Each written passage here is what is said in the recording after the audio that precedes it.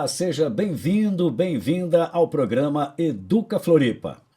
A partir de hoje, nós teremos um encontro marcado, um espaço onde vamos conversar sobre educação de base, ou seja, onde tudo começa. A gente sabe que educação é uma das áreas mais essenciais para o desenvolvimento da sociedade e é um instrumento de transformação. É por meio da educação que aumentamos as chances de crescimento individual. E não estamos falando somente de desenvolver habilidades para que no futuro crianças e adolescentes tenham maiores chances no mercado de trabalho, não. Estamos falando de desenvolvimento humano, senso crítico e cidadania. E hoje, para esse primeiro programa, o programa de estreia, nós convidamos aqui o secretário municipal de Educação de Florianópolis. Seja bem-vindo, Maurício Fernandes Pereira. Tudo bem? Tudo bem, obrigado, Duran. Uma alegria estar aqui com você para a gente falar daquilo que eu não tenho dúvida que é o mais importante em uma sociedade, que é a educação. A educação desde a criança que vai para uma creche de 4 meses até 90 anos, como nós temos em Florianópolis, que são as nossas queridas, né, da EJA, da Educação de Jovens e Adultos. É na educação que a gente planta as sementes para colher no futuro, né? A gente rega sonhos, esperança, e essa esperança, esse sonho, se transforma no futuro em vidas melhores, transformação social, alegria. Então, estar aqui com você para falar um pouco sobre isso. Tenho certeza que o papo vai ser muito bom. Secretário, antes da gente começar aqui a nossa conversa, eu quero chamar um quadro muito bacana, que é o quadro Minha Escola. A gente vai conhecer o NEIM da Costeira do Pirajubaé. Vamos lá? Eu sou a professora Ana Rosa e hoje eu vou apresentar o NEIM Costeira para vocês. Vem comigo. Nós, aqui no NEIM Costeira, temos 115 crianças, no momento, matriculadas, né, nos turnos matutino, vespertino e algumas crianças integrais. Nós atendemos o grupo 2, 3, 4, 5 e 6. Nós somos em 34 funcionários para atender as crianças, né, dentro desse período que eles estão aqui conosco, que funciona das 7h30 da manhã às 18h30. Aqui, ao meu lado esquerdo, nós temos a horta, um espaço para as crianças brincarem, explorarem também. Depois nós temos o palco, onde nós costumamos fazer os nossos teatros, os nossos eventos de contação de história. Também aqui nós usamos às vezes para as crianças brincarem, temos algumas pistas desenhadas ali no chão, amarelinha. E quando é uma data diferenciada, a gente costuma fazer o nosso restaurante, onde a gente traz as mesas aqui para fora e coloca o nosso buffet aqui e nós compartilhamos todos o horário da refeição. Aqui é a nossa cozinha do NEIM. Aqui é onde são preparadas todas as nossas refeições. Essas são as nossas cozinheiras, são tímidas, mas cozinham com um amor, fica tudo uma delícia. As crianças amam a comida delas. Todo o nosso cardápio vem encaminhado do setor de nutrição da prefeitura, né? Aqui as meninas preparam e depois é servido lá no refeitório. Nós temos 4 alimentações aqui dentro do NEIM. As crianças chegam, a gente tem uma refeição no início da manhã, depois, mais próximo ao meio-dia, nós temos o almoço. No início da tarde, nós temos um outro lanche e no final da tarde, nós temos a janta. Aqui é a nossa secretaria, né, onde, quando precisamos de alguma coisa, a gente vem aqui solicitar. Aqui ao lado, nós temos a sala dos professores, que fica mais ao fundo. E aqui a nossa biblioteca, que nós estamos reestruturando, né? Nós vamos reestruturar. A gente tem alguns materiais, essas caixas são do projeto que a gente tem no final do dia, final de tarde, onde a gente divide para os grupos de interesse, daí as crianças ficam e são oferecidas atividades diferenciadas, né, após as 5 horas. Aqui nós temos alguns livros, né, alguns títulos, algumas revistas que a gente utiliza com as crianças. Aqui também temos mais livros. E agora, no segundo semestre, nós vamos dar continuidade ao nosso projeto de empréstimo de livros para as crianças, que a gente teve que dar uma parada devido à pandemia, a gente não estava podendo, né, fazer o projeto funcionar. Então, agora, no segundo semestre, nós vamos revitalizar esse projeto novamente. Aqui nós temos, no hall de entrada, esse outro espaço para as crianças estarem brincando, né? Temos também essa estante aqui, que é um projeto que a gente criou de leitura para todos. São livros, alguns infantis, na sua maioria, mas também tem alguma coisa de história da ilha, como esse aqui, que é Caminhos do Divino, que fala sobre a história, né, do divino aqui na ilha. São livros que as famílias podem pegar emprestado, eles catalogam, daí ali na secretaria, levam, leem e quando eles terminam, eles devolvem. Aqui ao fundo daí nós temos todas as salas de atendimento, né? Tendo mais um espaço aqui para as crianças brincarem. Depois temos o parquinho de areia aqui. E ao fundo, atrás das salas de atendimento, nós teremos o parque maior. Esse é o nosso NEIM Costeira. Espero que vocês tenham gostado e se quiserem vir conhecer, fiquem à vontade. Vamos falar um pouquinho aqui do nosso programa do Educa Floripa. Onde nasceu essa ideia, secretário? Como nasceu? Olha, nasceu na perspectiva de que a educação, ela se faz no chão da escola, como a gente fala. E o chão da escola precisa ser trocado, experienciado, mostrado para todos. Então a educação se faz com mostrar experiências exitosas, experiências desafiantes. Então o Educa Floripa nasce disso, de a gente poder mostrar o que a gente está fazendo em Florianópolis, coisas boas, para motivar, que é um motivo para a ação, para que os nossos professores, os nossos profissionais de educação possam continuar fazendo e fazendo cada vez mais. E também, Duran, para mostrar que educação transforma vidas. Educação faz com que aquela esperança, aquele sonho que as crianças têm, um dia se transforme numa realidade. Então, nasce dessa perspectiva, mostrar para a sociedade o que Florianópolis vem fazendo na área de educação. Como é que secretariar, dirigir, né, todo esse processo, sendo a educação um pilar, né, da nossa sociedade? E como é que é isso, o dia a dia de um secretário de educação, comandando todos esses atores, aí, todas essas pessoas, professores, merendeiras, secretários, diretores, como é que é isso? Eu diria que é uma grande alegria, porque você ter a possibilidade de administrar a educação de Florianópolis, na verdade é uma honra, é uma grande alegria. Hoje nós somos 38 escolas, nós somos 85 creches, quase 40 mil personagens e atores principais, desde as crianças de 4 meses que entram na creche, chamamos de NEIM, Núcleo de Educação Infantil, até a nossa EJA, Educação de Jovens e Adultos, onde lá nós encontramos pessoas com 90 anos, com 92 anos, estudando, né, buscando sonhos. Então é uma grande alegria. Hoje nós temos 5.711 profissionais de educação, e o nosso orçamento do município, mais de 500 milhões de reais, acaba sendo muito maior do que a maioria das cidades de Santa Catarina.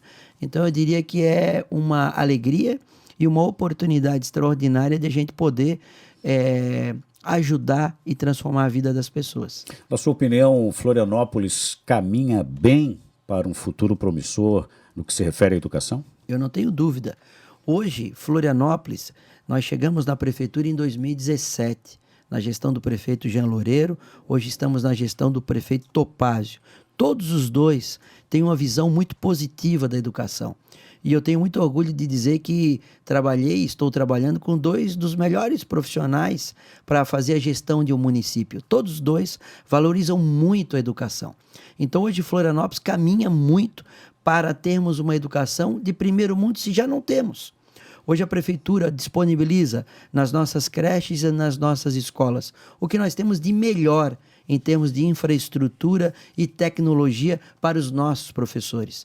Falando de escola, todas as nossas escolas têm data show, laptop, laboratório de ciências que funciona, aula de robótica, aula de música, aula de artes, internet que funciona. Então a infraestrutura é muito boa. Então tudo aquilo que está à disposição do professor no mundo, nós temos à disposição. Recentemente eu fui ao nosso velho continente, a nossa pátria-mãe, Portugal, e lá teve uma palestra com uma holandesa, conhecida, dizendo que era uma grande referência na educação. Assistindo aquela palestra, eu assim, nossa, o que ela está dizendo aí que está acontecendo na Holanda, que está acontecendo em Portugal, está acontecendo em Florianópolis. Aquilo me encheu de orgulho e tem que encher de orgulho os florianopolitanos também. Muito bem. Bom, voltando um pouquinho ainda na estrutura, hoje a Secretaria Municipal de Educação, ela tem algumas diretorias, né? Sim, nós temos 5 diretorias. Nós temos uma diretoria de educação infantil, uma diretoria de educação fundamental, uma diretoria operacional, esse é o nome, que cuida de toda a parte administrativa, compras, pagamentos, uma diretoria de planejamento da nossa rede, que cuida basicamente das nossas matrículas e do planejamento futuro de abertura de novas escolas e creches, e uma diretoria de gestão de pessoas, que cuida de toda a parte de pessoal, que são os nossos 5.711 profissionais.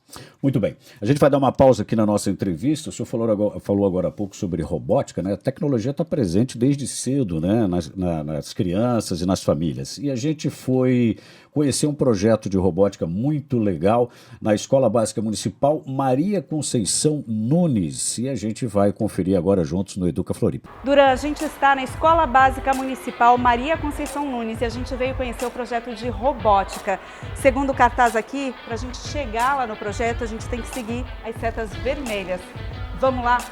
Professores me contaram que a aula de robótica ajuda a desenvolver o raciocínio lógico, a concentração e foca na solução de problemas, mas que isso não acontece no mais absoluto silêncio.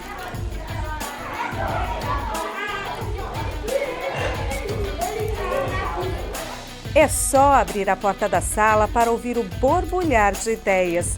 Acredite, aqui o movimento é organizado. Eles estão em pleno processo criativo. Foram divididos em grupos, nos quais cada aluno exerce uma função. Tem líder, administrador, construtor e programador.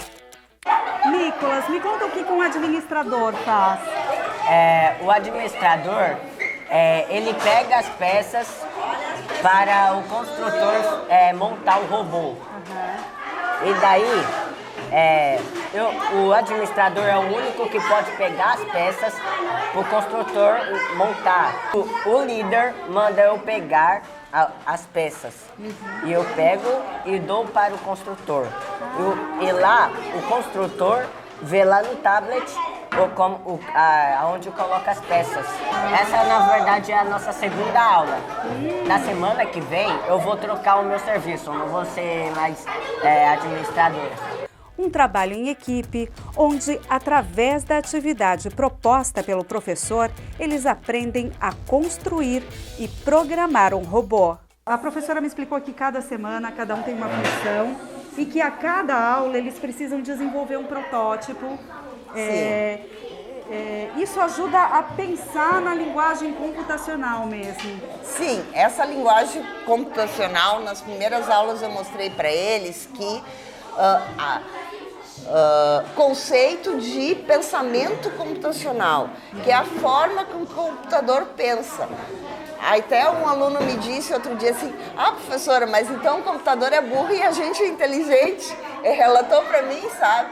E daí eu disse, é mais ou menos isso, porque para o computador funcionar, precisa da inteligência do homem digitando o passo a passo das funções que o computador tem que fazer.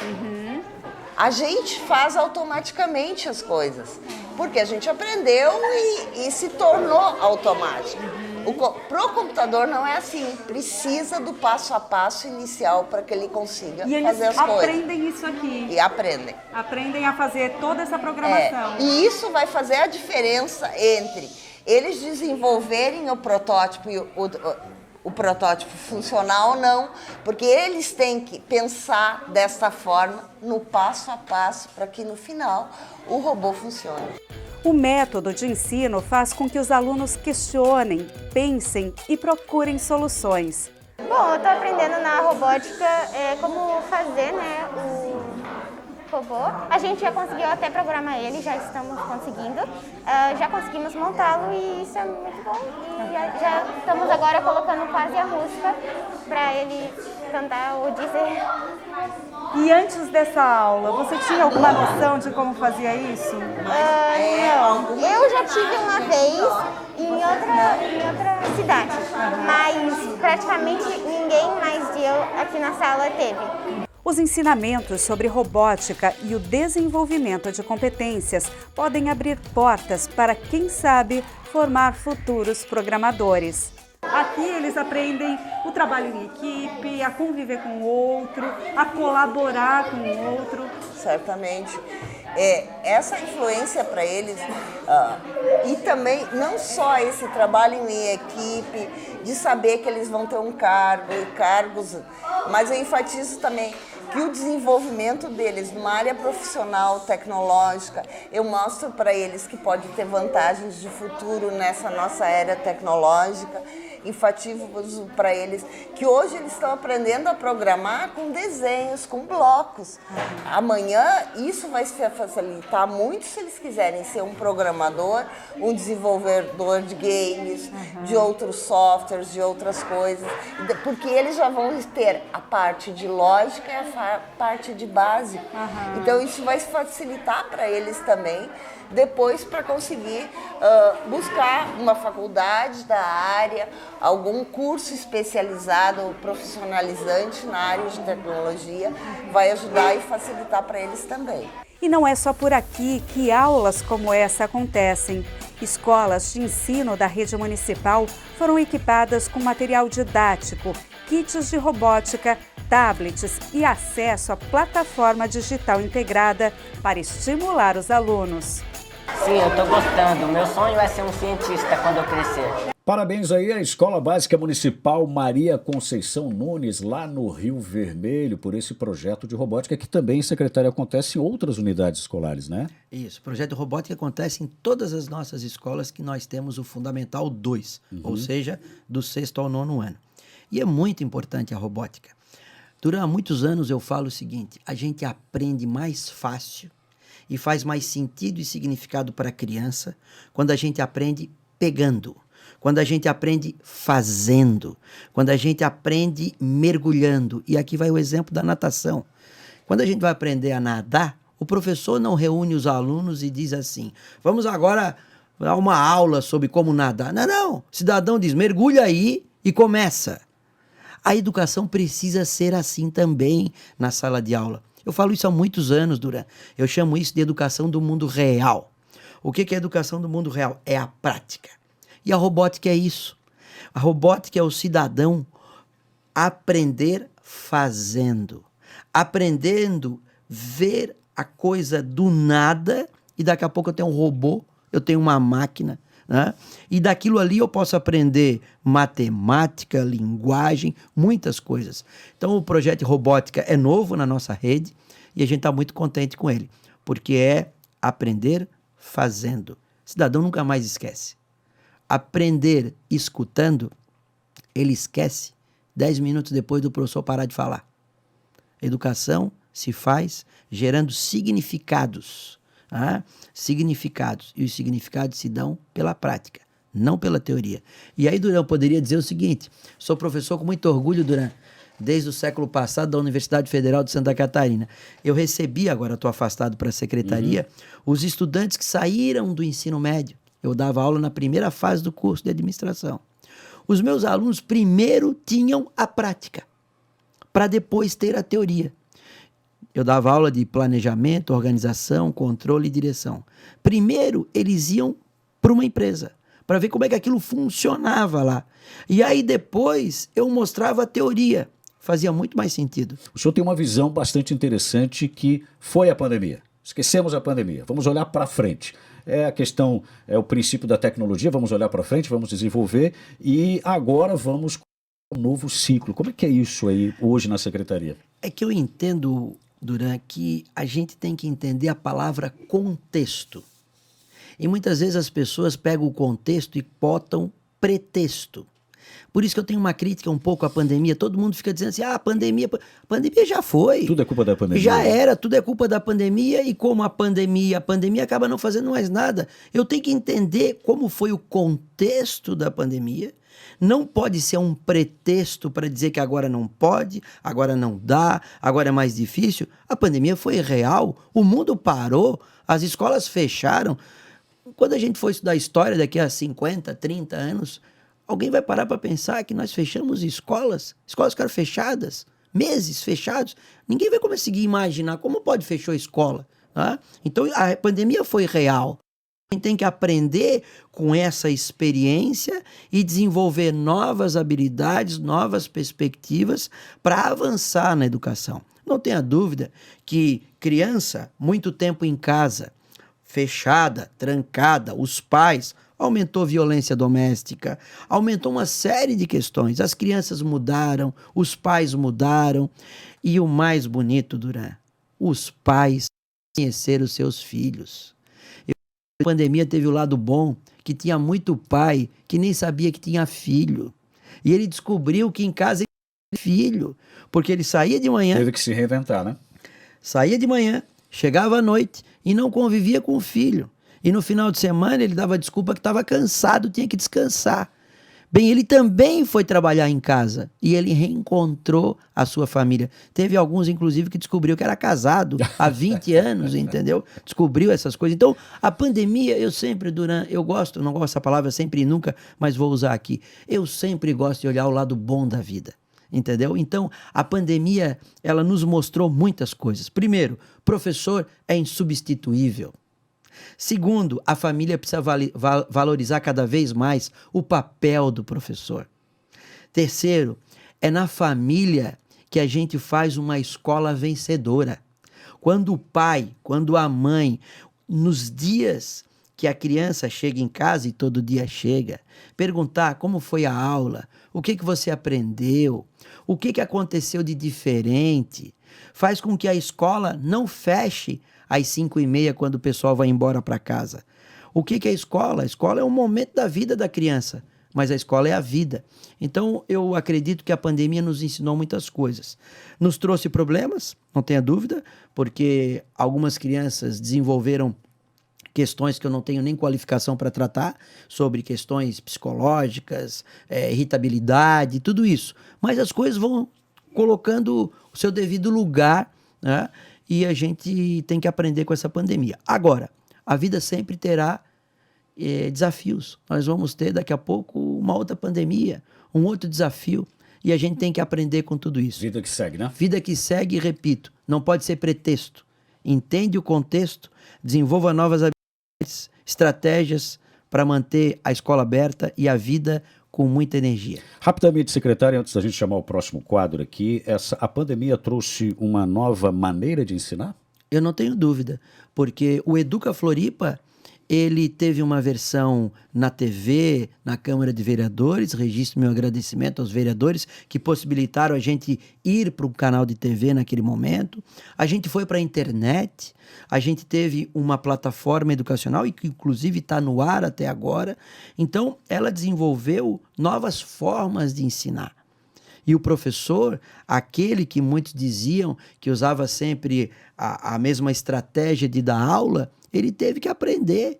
E foi muito bom também para o professor, porque teve professor que dizia o seguinte: eu não tenho como dar aula na frente de um computador, eu não sei. Ele não teve alternativa, ele teve que aprender. E todos nós aprendemos. Então, ele descobriu muitas vezes habilidades que nem ele sabia que tinha. Por isso que é bom o desafio da vida.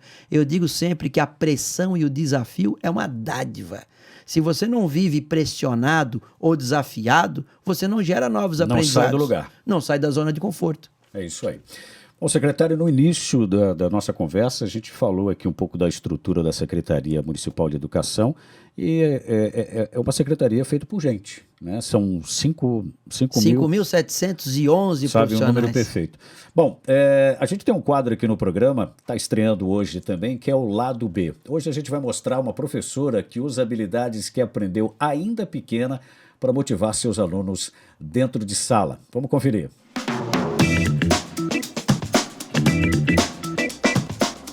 Eu sou professora há quase 20 anos, comecei em 97 a trabalhar na área do magistério e a minha segunda opção que eu faço é o artesanato. Eu faço desde os meus 8 anos de idade. Eu aprendi com a minha tia, com a minha avó e comecei a gostar de costurar e trabalho até hoje. Eu gosto muito de trabalhar com artesanato, mexer com pano, com a tesoura, ter ideias criativas. Também bonecas negras, porque hoje ainda não tem no mercado, principalmente bonecas de pano, que as crianças gostam e se identificam muito com as bonecas negras, porque eu tenho também na sala de aula crianças, meninas, né, que são negras e hoje existe muita boneca loira, ruiva, mas negras ainda nem tanto no mercado e nem tanto principalmente de pano, né? E faço também fantoches pedagógicos para as crianças poderem brincar. Fantoches que são de dedoche, fantoches de mão. Eu trago para a sala de aula e eles brincam. Eles brincam bastante, eles gostam.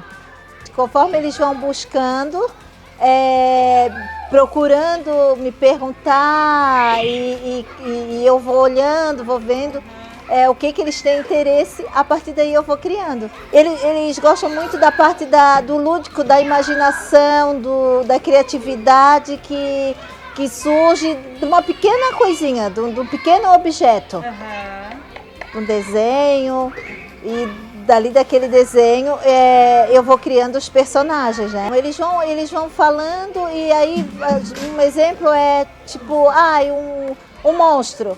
E aí como é que é esse monstro? Eu vou perguntando, ele tem 3 olhos. E eu disse, então quem sabe pegar o feltro, recortar de forma que cria um monstro que tenha 3 olhos, enfim. E aí vai surgindo as cores, vai surgindo as formas. Eu uso a tesoura, eu uso cola, fita, botão, fibra para poder encher os bonecos. Parabéns aí à professora Magda Maria Ramos, né, mostrando o seu lado B. Secretário, o senhor tem um lado B? Faz alguma atividade fora aí do seu dia a dia, não? O meu lado B que eu adoro sozinho é ler jornal e revista. Mas, via de regra, o meu lado B é com a família. Eu tenho 3 filhos, uma esposa maravilhosa, e o meu lado B é andar de bicicleta, caminhar, passear com o cachorro, tudo com eles. Então, meu lado B é estar sempre com eles, à noite ou no final de semana. E principalmente no final de semana, que a gente curte demais a cidade de Florianópolis. Por sinal, tem coisas maravilhosas na cidade de Florianópolis para a gente fazer. O pessoal pensa que é só praia, né? Somente caminhando e andando de bicicleta que a gente vê, descobre coisas, Tem né? muitas trilhas que a gente pode fazer, inclusive lá no nosso Educa Floripa, no portal educacional do site da prefeitura, tem várias trilhas que nós fizemos na época da pandemia. Trilhas lindas, maravilhosas. Por exemplo, não sei se vocês sabem, Florianópolis tem uma caverna. Poucas pessoas sabem que Florianópolis tem uma caverna lá no Pântano do Sul. Para chegar tem até que escalar um precipício lá, que a gente foi com muita segurança. Convidar o senhor para ser secretário de turismo, vai também, né? Porque você conhece alguns pontos aí. Foi muito legal. Então, meu lado B é com a família. Muito bem. Secretário, a gente já está com o tempo bem apertado, chegando no finalzinho aqui. Rapidamente, quais são os desafios aí da Secretaria Municipal de Educação de Florianópolis para os próximos anos? Um desafio fundamental que nós vencemos, a fila de creche. 2017, 3.872 crianças na fila. Hoje uma fila, no dia de hoje, praticamente zerada, tem 200 crianças na fila, mas tem 3.000 vagas à disposição. A maioria dos municípios tem uma fila gigante, inclusive os nossos vizinhos aqui têm. E o desafio futuro é avançar nisso tudo. Nós criamos as escolas do futuro, são 4 escolas hoje, vamos inaugurar mais nos próximos anos e avançar na educação infantil para termos mais creches do futuro. Hoje temos uma, onde o mergulho tem que ser na tecnologia, pautada numa questão pedagógica. Então, palavras como aquilo que você falou no início do nosso programa, pensamento crítico, comunicação, colaboração, tecnologia, inovação, criatividade, empregabilidade futura e empreendedorismo. Esses são os desafios que a educação precisa vencer nos próximos anos e nós vamos aprofundar muito isso na nossa gestão à frente da Secretaria. Secretário, obrigado pela entrevista. Foi uma honra, Duran, estar com você. Um bom papo. Obrigado. É isso aí. Hoje nós conversamos com o secretário municipal de Educação, Maurício Pereira. O programa Educa Floripa fica por aqui, mas amanhã nós estamos de volta. Até lá!